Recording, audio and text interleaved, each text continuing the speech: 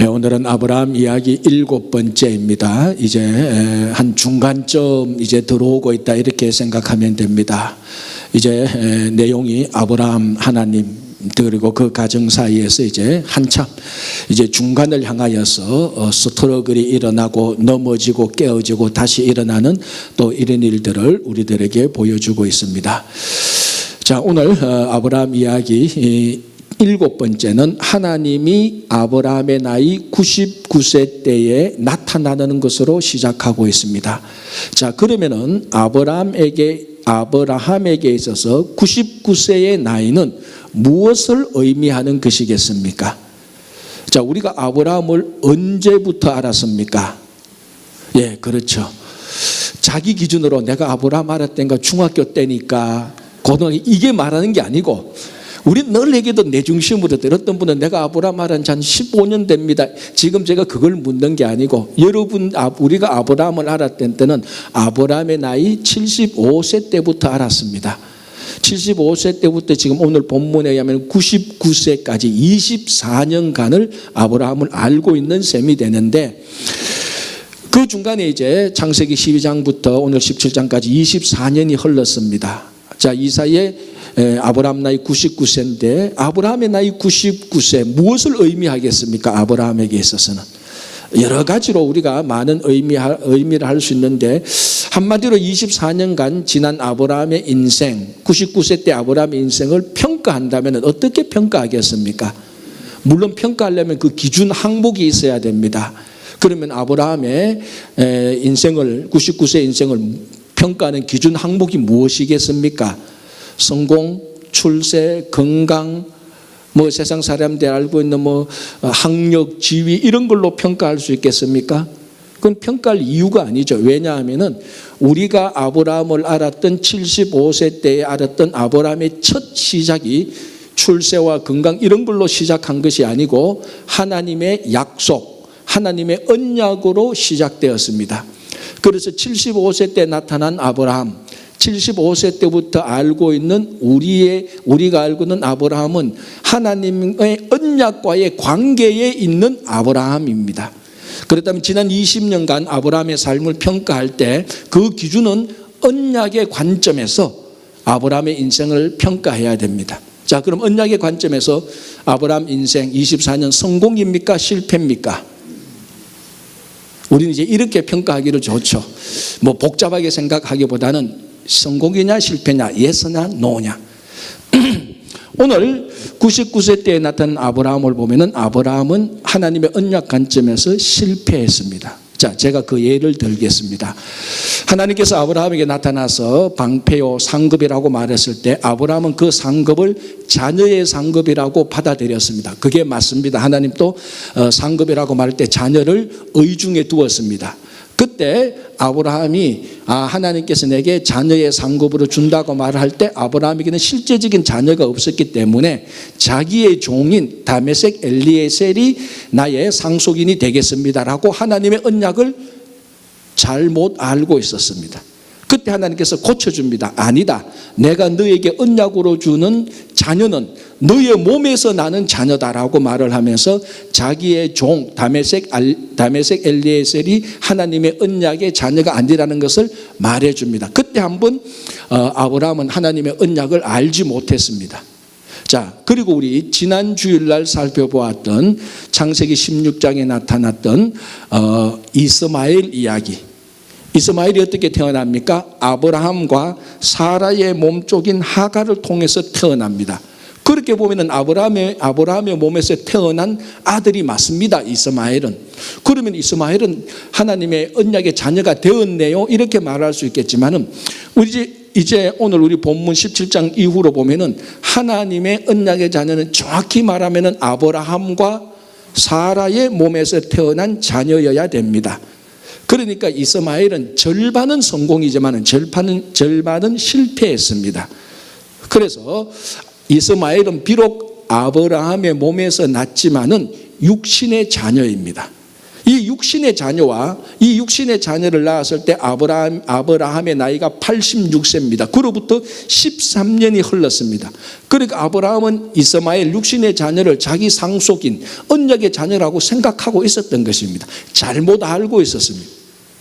자, 언약의 관점에서 볼 때 이 언약의 관점의 핵심이 자녀와 땅이었는데, 땅은 나중에 우리가 다시 생각하기로 하고, 언약의 핵심인 자녀의 관점에서 볼 때 아브라함은 실패했습니다. 하나님의 언약이 정확히 어느 자녀인지 알지 못했습니다.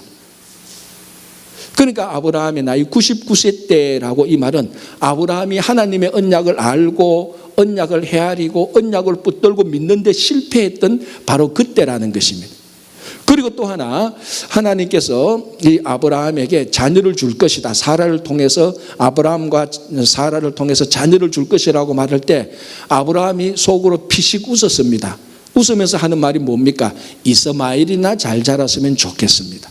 왜? 나는 이제 이미 늙었습니다. 이제 나는 하나님으로부터 약속받은 지 24년 지났는데 이제 자녀 못 낳습니다. 그리고 이 이야기를 나중에 사라도 천막 뒤에서 듣습니다. 그리고 사라도 똑같이 피식 웃습니다. 사라는 더 잘 알죠. 자기가 여성의 몸으로서 이제 더 이상 아기를 낳을 수 있는 생리적인 몸이 아니라는 것을 알았습니다.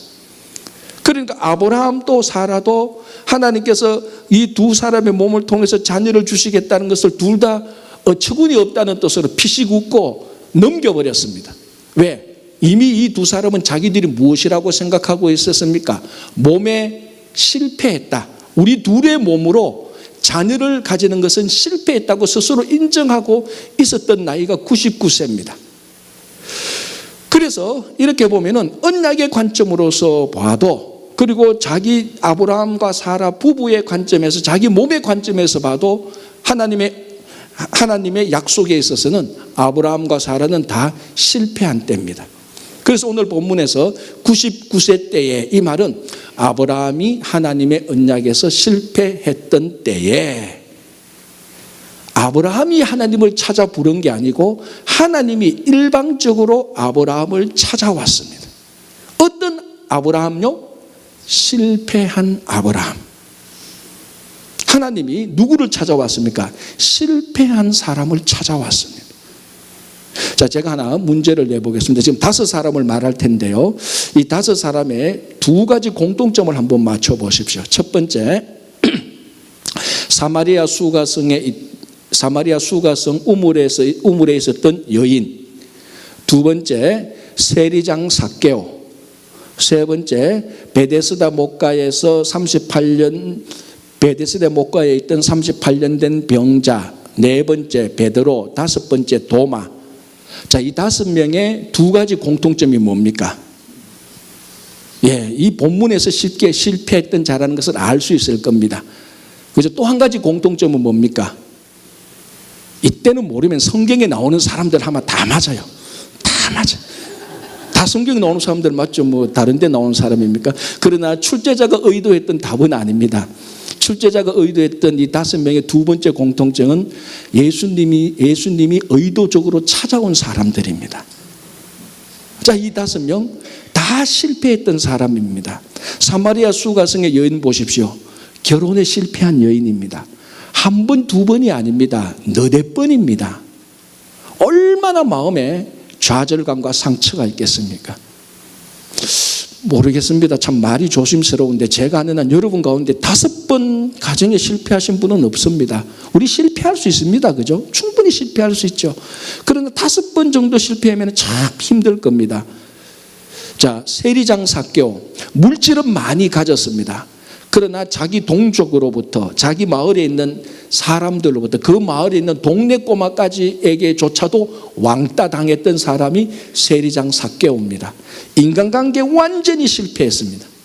돈은 있는데 늘 외롭습니다. 아무도 자기한테 말 걸지 않습니다.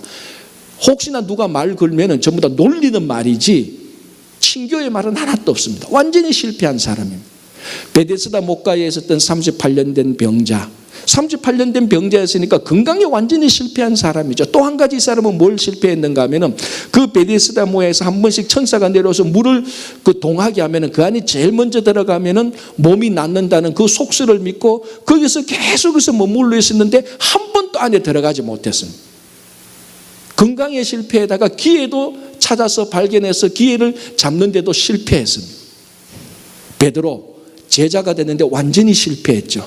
결정적인 순간에 예수님을 3번 다 부인하고 마지막에는 저주까지 했습니다. 그리고 도마, 부활을 믿는데 완전히 실패했습니다. 자, 가정 실패, 인간관계 실패, 뭐 건강 실패, 기회를 찾는 데 실패, 제자 되는 데 실패, 믿는 데 실패, 전부 다 실패한 사람들. 예수님께서 실패한 사람들만 찾아가지고 찾아왔습니다. 여러분, 우리 복음서를 보면 예수님께서 성공한 사람 찾아간 적이 있는 줄 아십니까? 한 분 보십시오. 한 분도 없습니다. 예수님께서 종교 지도자들, 바리새인과 사두개인들, 사내들인 의장을 찾아간 적이 있습니까? 없습니다. 예수님께서 정치 지도자 빌라도나 헤롯을 찾아간 적이 있습니까? 없습니다. 예수님께서 한참 인기가 있고 사람들이 전부 다 혹시 이 사람이 메시아가 아니냐라고 한참 인기가 있을 때도 단 한 번도 예수님은 성공하고 출세한 사람을 찾아간 적이 없습니다. 실패했던 사람들만 찾아가지고 찾아갔습니다. 자, 또 하나 제가 문제를 내보겠습니다. 앞에 방금 했던 그 5명 가운데 3사람. 자, 세리장, 죄송합니다. 그러니까, 사마리아 수가성의 여인, 그리고 세리장 삭개오, 그리고 베데스다 목가에 있었던 38년 된 병자. 또 요 사람만의 공통점이 뭐겠습니까? 하나 더 추가할까요? 하갈. 자, 요 4사람의 공통점은 또 뭡니까? 예, 맞습니다. 또 여전히 목사님 여전히 성경에 나오는 사람들입니다 해도 됩니다. 이 4사람은요 실패했기 때문에 다 버림받은 사람입니다. 이 사람이 다 버림받았고 쫓겨났는데 왜 쫓겨났느냐? 실패 때문에 쫓겨난 사람들이에요. 버림받은 사람입니다. 예수님께서 실패한 사람들을 찾아가지고 찾아오고 그 찾은 이유가 이 사람들을 버리고 책망하려고 찾아온 게 아닙니다. 너 왜 실패했느냐? 내가 너에게 능력 줬는데, 내가 널 알도록 했는데 너 왜 실패했느냐? 책망하려고 실패자들을 찾아온 게 아니고, 책망하려고 버려진 자를 찾아간 게 아니고, 실패받아서 그 사이로부터 버려진 자를 다시 데리고 오려고, 세우려고 예수님께서 찾아간 겁니다. 여러분, 우리 이민사회에서 실패자가 실패당하지 않는 사람들이 어디 있겠습니까? 자, 오늘 이 가운데서 나는 지금 실패한 게 하나도 없다고 말할 사람 제가 볼 때는 한 명도 없을 겁니다. 다 어딘가는 걸릴 겁니다. 가정 문제, 가정의 부모하고 관계, 지금 이거 인간관계, 부부 그리고 자녀, 여기 지금 다 깨지고 여기 실패, 건강, 재정 다 실패, 인간관계 실패, 신분 실패, 비즈니스 실패, 직장 실패, 여기 지금 안 걸리는 사람이 어디 있겠습니까? 어떨 때는요, 이민사회가 마치 실패자 클럽 같아요. 어쩌면 실패했기 때문에 이민 왔을 수도 있을 겁니다. 그래서 우리는 우리 인생의 실패를 보면서 참 낙담되기도 하고 좌절되기도 합니다. 그러나 오늘 이 본문을 볼 때 하나님께서 99세 때 아브라함에게 나타났을 때 뭐 때문에 나타났습니까? 아브라함이 완전히 실패했기 때문에 그 실패를 보고 하나님께서 아브라함에게 찾아온 것입니다. 무슨 말인가 하면 실패는 아브라함을 파괴시키는 것이 아니고 그 실패가 바로 하나님을 찾아오게 만들었다는 것입니다. 우리는 인생의 여러 가지 실패들을 보면 내가 이 실패 때문에 인생이 망하게 됐다. 그때 이 실패가 아니었더라면 참 우리는 우리 인생에 있는 실패의 경험들 그리고 실패하고 있는 이것들을 원망하고 저주합니다. 그러나 여러분 뒤집어 보면은 그 실패가 우리를 파괴시키는 것이 아니라 그 실패 때문에 우리가 하나님을 만날 수 있는 것입니다. 역설적이게도 실패가 우리에게 주는 가장 큰 베네핏이 바로 이겁니다. 실패했기 때문에 하나님이 찾아왔고 실패한 가운데서 찾아온 하나님이기 때문에 우리가 만날 수 있었습니다. 만약에 우리가 반대로 성공했더라면, 출세했더라면 예수님께서 성공하고 출세한 사람을 찾아가지 않았습니다. 실패했기 때문에 찾아왔고, 우리가 또 실패했기 때문에 실패 가운데서 찾아온 주님을 만날 수 있었던 것입니다. 그래서 실패는 우리를 파괴하는 것이 아니고 이 실패가 우리를 다시 살려주는 것입니다. 그래서 여러분, 인생의 실패를 원망할 필요 없습니다. 저주할 필요 없습니다. 이 실패가 하나님을 만나는 데 결정적인 매개체가 된 것입니다. 그 위대한 개츠비라는 작품을 썼던 피트 제럴드가 이렇게 말합니다. 실패는 일시적이지 영원하지 않다. 일시적인 실패와 영원한 실패를 혼돈하지 말라라고 말합니다. 참 가만히 생각하면요, 우리들이 실패에 대한 생각에 허점을 꽉 찌르는 말입니다. 우리들은 한 번, 두 번 실패하면요, 난 영원한 실패자야라고 낙인을 찍습니다. 여러분, 지금 우리들이 당하고 있는 실패 전부 다 일시적인 실패입니다. 한 번, 두 번, 세 번 전부 다 일시적인 실패입니다. 그러나 이 일시적인 실패에, 이 실패 때문에 하나님께서 우리를 찾아오실 때 이 일시적인 실패는 영원한 실패가 아니고 영원한 승리로 가는 다리가 되는 것입니다. 그래서 우리는 일시적인 실패로 낙담할 필요도 없고 실패를 저주할 필요도 없습니다. 반드시 이것 때문에 하나님은 찾아오시고 그 하나님을 만날 때에 일시적인 실패가 영원한 승리로 이어지는 것입니다. 그래서 99세 실패한 아브라함에게 하나님께서 나타나셔서 오늘 창세기 17장 1절에서 8절까지 이 내용은 하나님이 아브라함에게 하는 말입니다. 자, 그 가운데 제가 몇 구절의 몇 부분을 좀 읽어보겠습니다. 한번 들어보시기 바랍니다. 특징이 무언가요? 첫째, 2절 볼게요. 2절에 이렇게 되어 있습니다. 내가 내 언약을 나와 너 사이에 두어. 5절 중간 끝부분에 이렇게 되어 있습니다. 내가 너를 여러 민족의 아버지가 되게 함이라. 6절 내가 너로 심히 번성하게 하리니. 7절 내가 내 언약을 나와 너 및 너의 대대 후손 사이에 세워. 8절 내가 너와 내 후손에게 너가 거류하는 이 땅을. 자, 2, 5, 6, 7, 8절 제가 한 5구절을 읽었는데요. 특징이 뭡니까? 문장 구조를 한번 보시기 바랍니다. 이 주일날 문장 구조라는 말 되니까 머리가 아픈데요. 문장의 첫 마디가 뭡니까? 전부 다 내가였습니다. 하나님, 여기서 하나님이죠. 내가 언약을 세우게 하고, 내가 너를 돌보게 하고, 내가 너를 번성하게 하고, 무엇을 하든지 전부 다 주어가 하나님이에요. 그리고 내가라는 말 없는 1절, 2절, 4절 내용도요, 전부 다 한국말에는 내가라는 말이 없지만 원어의 뜻을 보면 전부 다 주어는 하나님입니다. 1절에서 8절까지 하나님과 아브라함과 대화하는 건데요, 완전히 주어가 전부 다 하나님입니다. 실패한 아브라함에게 하나님이 찾아와서 너 인생에 내가 너의 주어가 되겠다는 겁니다. 내가 너의 주인이 되겠다는 것입니다. 내가 네 인생의 주권자가 되겠다는 것입니다. 내가 네가 생각하고 행동하고 느끼는 모든 것의 주관자가 되겠다는 것입니다. 자, 우리 지난 주일날 아브라함과 사라와 하갈 이 사람들 다 부부관계입니다. 묘한데 부부관계인데 이 부부관계에서 일어났던 일을 봤습니다. 다시 한번 더 간략하게 다른 관점에서 한번 볼게요.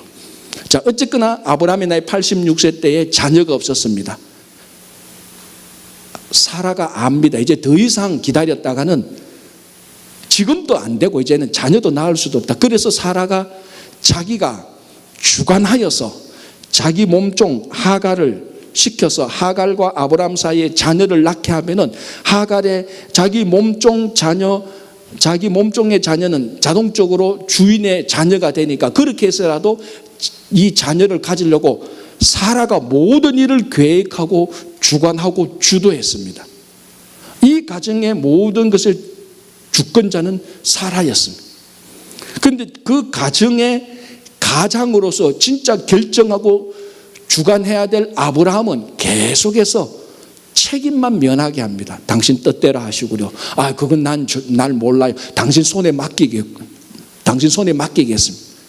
이상하게 아브라함은 사라가 뭐가 무서웠던지 다 사라한테 쩔쩔맵니다. 자기 주권을 포기합니다. 사라는 주권을 행사하는데 아브라함은 주권을 포기하고 있어요. 하갈은 어떻습니까? 하갈은 아브라함과 사이에 아기를 가지니까 자기가 이제 자기 주인 사라의 주권을 견제합니다. 무시하기 시작합니다. 가만히 보면은 아브라함은 주권을 포기하고 사라는 주권을 움켜쥐고 하갈은 그 주권을 견제하고 결과는 어떻게 됐습니까? 콩가루 집안이 되어버렸잖아요. 그러면은 우리가 볼 때는 세 사람이 다 다른 것 같아요. 아브라함은 주권을 포기했고 사라는 가져버렸고 하갈은 견제하고 전부 다 주권을 가지고 다 다른 입장에 있는데 제가 볼 때는 다 똑같은 사람이에요. 왜? 가진 자나 포기한 자나 견제하는 자나 다 똑같이 하나님의 주권은 인정하지 않습니다. 결국 그 가정에 가지든 견제하든 포기하든 그건 하나도 중요하지 않아요. 하나님의 주권이 하나도 없는 가정이 되어버렸습니다. 그 결과가 뭡니까? 콩가루 집안입니다. 마찬가지입니다. 언약의 실패 그리고 인생이 실패했던 아브라함에게 하나님께서 찾아가셔서 이제는 내가 너의 주권자가 되겠다는 것입니다. 여러분, 우리 인생의 각 개인의 주권자가 하나님이 될 때 가정과 교회와 국가의 주권자가 하나님이 될 때 제대로 됩니다. 누가 주권을 가졌느냐, 누가 견제하느냐, 누가 포기하느냐, 그거 하나도 안 중요합니다. 포기하든 가지든 말든 정말 그 공동체에 그 개인의 심령에 하나님이 주권자일 때 개인이든 공동체든 올바르게 가는 것입니다. 시편 144편 15편이 이렇게 노래합니다. 여호와를 자기 하나님으로 삼은 백성은 복이 있도다. 다른 말로 하면 뭡니까? 여호와를 자기 하나님으로, 여호와를 진짜 자기 신으로 삼은 그 백성, 그 국가는 복이 있다는 것입니다. 국가만 그렇습니까? 개인도 그렇고 가정도 그렇고 교회도 다 그렇죠. 결국은 주권의 문제입니다. 누가 내 인생의 주인이냐, 이걸 똑바로 할 때에 정말 모든 공동체와 개인은 하나님 앞에서 올바르게 살아갈 수 있는 것입니다. 자, 주권자가 누구인가를 이제 올바르게 결정하면 그 다음에 남는 문제는 이 주권자가 누구냐 하는 것이 또 중요합니다. 어떤 분이냐 하는 겁니다. 만약에 가장 쉽게 예를 들어서 말하자면 이 주권자가 아무런 힘이 없고 책임도 지지 못하고 주권자가 능력이 없다면 오히려 그 주권자 때문에 또 그 집안은 그 공동체는 또 망하게 됩니다. 그러나 오늘 하나님은 말합니다. 나는 전능한 하나님이라. 이건 성경에서 최초로 하나님이 사람들에게 자기 자신을 계시해 주는 하나님의 이름입니다. 이게 성경에서 최초로 하나님이 사람에게 알려준 이름인데 그 이름이 뭔가 하면은 전능한 하나님이다라는 이 말입니다. 여기서 전능이라는 뜻의 히브리어 원어의 어원을 살펴보면은 이런 말 안 하고 싶은데 그래도 설명하기 위해서 이 어원을 살펴보면요, 두 가지 어원이 나옵니다. 첫 번째는 어머니의 가슴, 두 번째는 산, 마운틴. 두 가지 언어가 나오는데요, 어원이 나오는데요, 어머니의 가슴이 상징하는 건 뭡니까? 생명이죠. 생명을 유지하고 생명을 주는 게 어머니의 가슴입니다. 산이 의미하는 건 뭡니까? 이건 좀 우리가 생각하는 산의 의미하고 고대 근동에서 의미하는 산하고 좀 의미가 다른데, 고대 근동에서 의미하는 산은 능력이라는 뜻이 있습니다. 그러니까 전능한 하나님이라는 것은 생명 플러스 능력이 함께 첨가된 의미를 가진 것입니다. 자, 지금 아브라함과 사라의 가정에 제일 필요한 게 뭡니까? 생명이죠, 사실은. 다메섹 엘리에셀이 아니고 이스마엘이 아니고 아브라함과 사라 사이에 있어야 될 생명이 정말 중요한 겁니다. 한 생명이라도. 그래야 이 생명이 진짜 약속의 자녀가 되어서 하늘의 별처럼 바다의 모래처럼 하나님의 언약이 이루어질 것 아닙니까? 지금 이 가정에 한 생명도 없습니다. 사실은 약속의 자녀로서. 근데 전능한 하나님이라고 말을 할 때는 내가 생명을 너에게 주겠다라는 의미가 포함되어 있습니다. 그런데 지금 아브라함과 사라는 생명을 가질 수 있는 능력이 없습니다. 왜? 사라는 자기의 태가 죽은 것을 알고 있습니다. 그래서요, 사도 바울은 로마서 4장에서 이 아브라함이 믿었던 하나님에 대해서 두 가지 능력을 말합니다. 첫 번째가 창조, 두 번째가 부활입니다. 그 전능한 하나님이라고 할 때 이 창조와 부활의 하나님을 의미하는 겁니다. 창조가 뭡니까? 없는 것에서 새로운 것을 만들어냅니다. 아브라함의 가정에서 창조는 없는 생명에서 새로운 생명이 나와야 되는 겁니다. 그리고 부활은 뭡니까? 죽은 것이 다시 살아나는 것입니다. 지금 사라의 태는 죽었습니다. 전능하신 하나님이 능력으로 죽은 태를 다시 살리는 부활의 하나님이 될 때에 이 가정에 생명이 나타나게 되는 것입니다. 그래서 하나님이 아브라함에게 전능한 하나님이라고 말하는 것은 요 말 하나님의 이름 하나로 너 가정에 아브라함과 사라 사이에 사라의 태가 죽었어도 창조와 부활의 하나님께서 너에게 생명의 자녀를 주겠다는 약속이 들어가 있는 것입니다. 이거는 어떤 누구도 할 수 있는 약속이 아닙니다. 어떤 누구도 이룰 수 있는 일이 아닙니다. 오직 전능한 하나님만이 할 수 있는 것입니다. 창조하고 부활하는 어떤 위대한 사람도 할 수 없는 두 가지, 창조와 부활, 사람이 할 수 없는 두 가지를 할 수 있는 전능한 하나님이 아브라함에게 나타나셔서 내가 너의 인생을 주관하고 너에게 새로운 생명을 주겠다고 약속을 하는 거예요. 마찬가지로 정말 우리 인생에 하나님께서 주관하셔서 그리고 그 주관하시는 분이 전능의 하나님일 때 우리가 이 세상에서 무엇을 두려워하겠습니까? 무엇이 걱정되고 무엇이 염려가 되겠습니까? 창조와 부활의 하나님께서 우리와 함께 한다면 그 창조와 부활의 하나님이 우리 삶의 주인이 된다면 내 삶에 정말로 무엇을 걱정하고 염려하고 두려워할 필요가 있겠습니까? 내가 자꾸 내 인생의 주인이 되고 내가 아는 알량한 지식과 경험과 지혜로 전통으로 내 인생을 끌고 가니까 자꾸 염려되고 걱정이 되는 것입니다. 다시 한번 우리가 우리 인생의 주관자 되시는 전능하신 하나님을 온전히 믿고 고백하고 주인으로 모시기 바랍니다. 자, 이 전능하신 하나님께서 아브라함에게 나타나셔서 처음으로 하는 일이 있습니다. 그게 뭡니까? 실제로 하는 일이 아브라함의 이름을 바꾸어 줍니다. 저는 지금까지 계속해서 아브라함이라고 말을 했는데요. 사실 정확히 말을 해야 됐다라면 아브람이라고 말을 해야 됩니다. 왜? 지금까지는 아브람이었습니다. 그러나 우리가 일반적으로 아브라함이라고 알고 있기 때문에 저도 아브라함이라고 말을 했는데요. 엄밀히 말하면 제가 틀리게 말을 한 것입니다.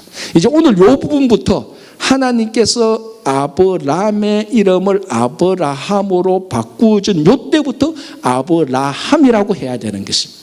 그러나 일반적으로 아니까 제가 아브라함이라고 했죠. 자, 이제 하나님께서 아브람을 아브라함으로 바꾸어 주는 것입니다. 이게 기네스북에는 나와 있지 않는데 최초의 계명자입니다. 아브라함이. 그리고 최고 고령자로서 이름을 바꾼 사람입니다. 어느 누가 99세 때 이름을 바꿉니까? 그죠? 그런데 하나님께서 바꾸어 주셨습니다. 아브람에서 아브라함으로. 아브람의 뜻은 존귀한 아버지입니다. 아브라함은 많은 사람들의 아버지 또는 열국의 아버지 이런 뜻입니다. 그런데 이 뜻도 중요하지만은 이 이름의 스펠링이 참 중요합니다. 아브람에는 없고 아브라함에 있는 스펠링 자음 하나가 무슨 자음입니까?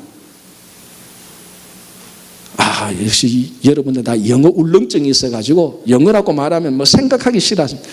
그래도 쉬우니까 아브라함에는 없고 아브라함에 있는 영어 자음이 무슨 자음입니까? H죠. 그럼요. H입니다. 아브라함에는 H가 없는데 아브라함에는 H가 있습니다. 아브라함이니까. 요 H가 어디에서 나왔는가 하면은 히브리어 알파벳 5번째 알파벳이 해라는 알파벳입니다. 요 해의 음가가 H입니다. 근데 요 해라는 음가, 히브리 알파벳 5번째 해라는 음가를 내는 요 5번째 알파벳이 상징하는 것은 하나님입니다. 해 5번째 알파벳 요거는 하나님을 상징합니다. 그러니까 한번 생각해 보십시오. 자, 제가 예를 한번 들어볼게요. 우리가 하나님을 히브리어로 뭐라고 말합니까? 미안합니다. 자꾸 히브리어 말해서 뭐 모르면 그냥 넘어가시기 바랍니다. 들리면 듣고요. 하나님이 영어로 뭡니까? 히브리어로 뭡니까? 엘로힘입니다. 힘. 엘로힘 할 때 해가 들어가죠. 여호와가 영어로 지호바 할 때 마지막에 H가 들어갑니다. 그것도 히브리 알파벳에 해가 들어가는 거예요. 그러니까 여호와, 엘로힘 둘 다 하나님을 상징하는 히브리 알파벳 5번째 해가 들어가서 하나님을 가리키는, 하나님을 지칭하는 단어가 되는 겁니다. 자, 우리 나중에 보겠지만 사라도 이름 바뀌죠. 원래 사라는 영어로 말하면 SAR인데 사례죠. 사라로 바뀔 때 SARA H가 들어요. 요 H가 해입니다. 다 요 해 또는 영어로 H가 들어가는 것은 다 하나님을 상징하는 알파벳이 들어갑니다. 자, 다시 돌아와서 아브라함에는 해가 없고 아브라함의 해가 있습니다. 무슨 의미입니까? 아브라함에는 하나님이 이제 간섭한다는 겁니다. 그 이름 하나에. 언제부터? 오늘 이 본문에서부터. 내가 너의 인생의 주권자가 되겠다. 그러니까 당연히 아브라함이 돼야 되는 거죠. 하나님이 아브라함의 인생의 주권자가 되니까. 다시 말하면 하나님이 아브라함의 인생에 이제는 떡하니 자리 잡고 앉아 있습니다. 주인으로. 그럼 이제 더 이상은 아브라함이 아닌 거예요. 당연히 아브라함이 되는 거예요. 그래서 이거는 하나님께서 의도적으로 이름을 바꾸었다기보다는 자연스럽게 이름이 바꾸어져야 되는 겁니다. 왜? 아브라함에게 하나님이 들어가니까 아브라함이 되는 겁니다. 사례에서 하나님이 들어가니까 사라, H가 들어가는 거고 마찬가지입니다. 자, 여러분, 우리가 언제 이름을 바꿉니까? 세상 사람들은 내 이름이 너무 촌스러워가지고 좀 예쁜 이름으로 만들겠다, 그렇게 해서 이름을 바꾸기도 합니다. 그러나 오늘 아브라함의 이름이 바꾼 것은 그런 의미가 아닙니다. 하나님이 아브라함의 인생의 주인이 되니까 이름이 바뀌는 겁니다. 여러분, 우리 이름이 언제 이름 바꿉니까? 뭔가 새로운 것을 한번 할 때. 그래서 이름을 바꾸는 그 타이밍 때는 터닝 포인트가 일어나는 타이밍입니다.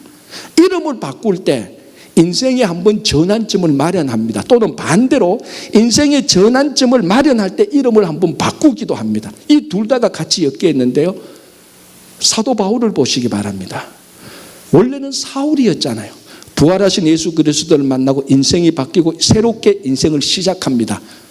이름을 바꿉니다. 바울로 바꿉니다. 그러니까 이름을 바꾸면서 새로운 전환점이 되고, 아니면 새로운 전환점이 되었기 때문에 이름을 바꾸기도 하고, 이 두 개는 무엇이 우선인가 안 따져도 됐습니다. 똑같은 의미입니다. 이제 아브라함은 하나님이 자기 인생의 주권자가 되어서 새로운 인생을 새롭게 시작합니다. 그러니 당연히 아브라함으로 바뀌는 것입니다. 언제 우리가 인생의 전환점을 맞이합니까?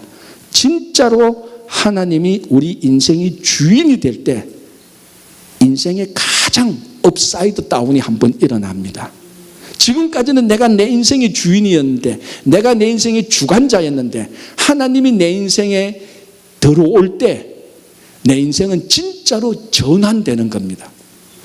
나는 아직 인생의 전환점이 없어라고 말하면요, 하나님이 아직도 여러분 인생의 주권자가 아니다 생각해도 무방할 겁니다. 반드시 하나님이 여러분 인생에 들어가면 아브라함이 아브라함으로 바뀌듯이 인생의 전환점이 마련되는 것입니다. 그래서 참 감사한 것은 저희 교회가 이번에 이전하면서 교회 이름을 한번 바꾸었습니다. 36년 된 교회 이름을 바꾸었습니다. 뉴욕 동양제일교회가 촌스러우니까 바꾸자, 이름이 기니까 바꾸자. 그것보다 더 중요한 의미가 뭡니까? 이제 우리가 교회를 이전하면서 우리 교회의 터닝 포인트를 한번 하나님께서 주셨다, 하나님께서 간섭하셔서 이 일을 행하셨다, 그에 대한 고백으로 우리가 이름을 바꾸는 겁니다. 왜? 하나님께서 우리에게 간섭하시고 우리에게 이 이름을 바꿈으로 말미암아 교회의 성도의 전환점이 되니까 우리가 이름을 바꾼 것입니다. 그냥 듣기 좋아라고 말하기 좋아라고 이름을 바꾸는 것이 아니고, 이름을 바꿈으로 말미암아 하나님이 우리 교회의 주인이 되시고 우리가 다시 처음부터 신앙생활을 하자는 겁니다. 열정도 다시, 헌신도 다시, 사랑도 다시, 전부 다 처음으로 다시 회복시키는 것입니다. 거기에 이름 바꾸는 중요한 의미가 있는 것입니다. 자, 어떤 한 사회복지사가 빈민가에 있는 인구를 조사하기 위해서 메리라는 사람의 집을 두드렸습니다. 메리가 나왔죠.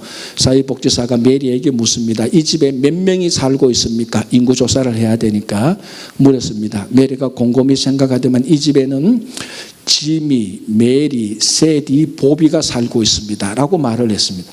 사회복지사가 퉁명스럽게 몇 명이냐니까요? 라고 말하니까 메리가 또 말합니다. 이 집에는 지미, 메리, 세디, 보비가 살고 있습니다 라고 말하면서 메리가 이렇게 말합니다. 우리 집에는 사람을 숫자로 알지 않고 이름으로 압니다 라고 말을 했다고 합니다. 여러분들이 사람을 어떻게 합니까? 이름으로 알죠. 그 키 크고 뚱뚱하고 좀 걸음이 맵시 있게 걷는 매일 그 모자 쓰는 사람 있잖아. 그러면 제일 먼저 나오는 게 누구 이름이 탁 나옵니다. 우리는 사람을 이름으로 알고 있습니다. 똑같습니다. 하나님도 우리를 이름으로 알고 있습니다. 하나님이 알고 있는 이름으로 우리를 대해 줍니다. 이제 아브라함의 이름은 아브라함으로 바꾸었습니다. 하나님께서는 이제 이 아브라함이라는 사람을 아브라함으로 알고 있습니다. 아브라함은 열국의 아비도 되지만 자기 인생의 주인이 하나님이라는 것을 받아들이는 사람입니다. 그래서 하나님이 아브라함이라는 사람을 이제는 자기 인생의 주인이 되는 아브라함으로 알고 하나님께서 아브라함의 삶의 주인이 되는 것입니다. 하나님도 우리를 이름으로 알고 있습니다. 이름으로 안다는 것은 그 이름으로 대해 줍니다. 그래서 아브라함은 인생의 주관자가 하나님이니까 하나님께서 아브라함에게 인생의 주관자로 알고 주관자가 되어주는 것입니다. 우리가 함께 섬기는 교회는 친구교회입니다. 하나님이 우리를 친구교회로 알고 있습니다. 여러분, 이 친구교회라는 말 뜻에 여러분은 보일지 모르겠지만 제 눈에는 보입니다. 여기도 해가 들어가 있습니다. 하나님이 들어가 있습니다. 하나님의 친구, 예수님의 친구교회입니다. 하나님께서 우리를 친구로 알고 있습니다. 그리고 하나님께서 우리를 친구로 대해 줍니다. 여러분들의 친구가 하나님인데 뭐가 두렵겠습니까? 우리 한국에서 이런 말 하잖아요. 제가 우리 회사에서 막 갑자기 승진하는 거 보니까 백이 있는 것 같다 이렇게 말하잖아요. 뒤에 든든한 백그라운드가 있는 것 같다라고 말한. 우리에게는 든든한 백그라운드가 있습니다. 우리의 친구가 있습니다. 내 친구 누구냐? 전능한 하나님입니다. 생명을 주고 부활케 하시는 전능한 하나님이 내 친구입니다. 우리는 그 친구 이름으로, 그 백으로 이 세상을 살아가는 겁니다. 하나님은 이제 우리를 한 명 한 명 친구로 알고 있습니다. 그리고 친구로 대해 줍니다. 예수님께서 친구를 위한 가장 큰 사랑이 뭐라고 말했습니까? 목숨을 내어주는 거라 그랬습니다. 그리고 실제로 예수님은 우리를 위해서 목숨을 내어주셨습니다. 바로 우리가 그런 사람들이고 그런 교회에 다니는 사람들입니다. 하나님은 우리를 친구로 알고 친구로 대해주는데 무엇이 외롭고 무엇이 힘들고 무엇이 두렵고 무엇이 걱정됩니까?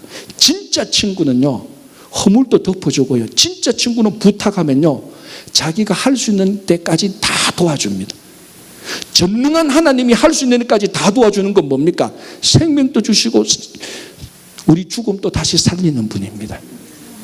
그래서 여러분, 이제는 아브라함에서 아브라함으로 바뀌듯이 우리 한 사람 한 사람이 하나님의 친구로 살아가시기 바랍니다. 여러분, 우리 가운데 다 실패자입니다. 정도의 차이는 있지만 여러분, 실패를 절대로 저주하거나 한탄하지 마십시오. 여러분들의 실패는 여러분들을 파괴하지 않습니다. 그 실패 때문에 하나님이 찾아오시고 그 실패 때문에 찾아온 하나님을 만나고 오히려 회복되기 시작합니다. 여러분, 인생의 주인이 하나님이 되게 하십시오. 그 하나님은 전능한 하나님이고 그 전능한 하나님이 바로 내 친구입니다. 든든하게 살아가시는 여러분 되시기를 바랍니다.